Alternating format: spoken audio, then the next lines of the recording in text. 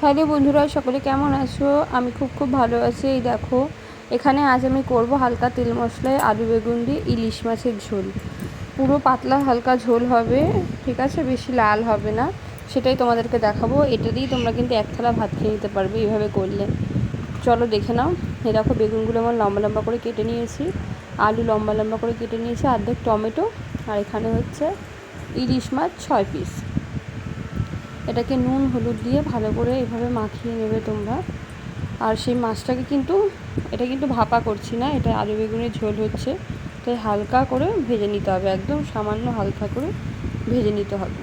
তো দেখো, এই যে মাখিয়ে সেদিকে এদিকে কড়াই বসিয়ে দিয়েছি, কড়াইটা গরম হয়ে আসছে, তেল দিয়ে দিয়েছি। এবারে মাছগুলো দেখো হালকা হালকা করে ভেজে নেবো, যাতে না ভাঙে সেদিকে খেয়াল রাখবে। এই যে এইভাবে হালকা করে ভেজে নিয়েছি মাছগুলো। এক হাতে ক্যামেরা করছি তো, তাই পুরোটা একবারে দেখাতে পারছি, কিন্তু বলে দিচ্ছি সেভাবেই তোমরা করবে। মাছটাকে আমি হালকা করে ভেজে তুলে নিয়েছি। এবার সেই মাছ ভাজার তেলটার মধ্যে আলু বেগুনটাকে লাল করে ভেজে নেব। দেখো ভাজছি, এদিকে আলু বেগুনটা সিদ্ধও হয়ে যাবে ভাজাতে। এর ভিতরে দিয়ে দিলাম একটু হালকা নুন, আর দিয়ে দিলাম হলুদ।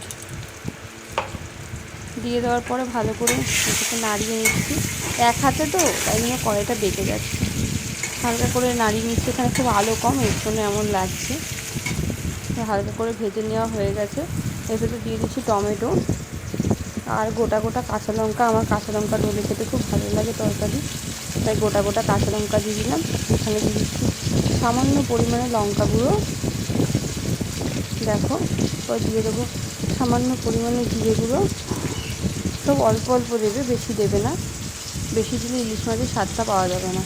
আর এখানে দিয়ে দিলাম তো আদা কুচি, মানে ঘষে দেবে, কুচিয়ে দেবে না, ঘষুনি পাওয়া যায় তো সেই দিয়ে। দেখো কালারটা দেখেছো, হালকা হলুদ কালার এসছে।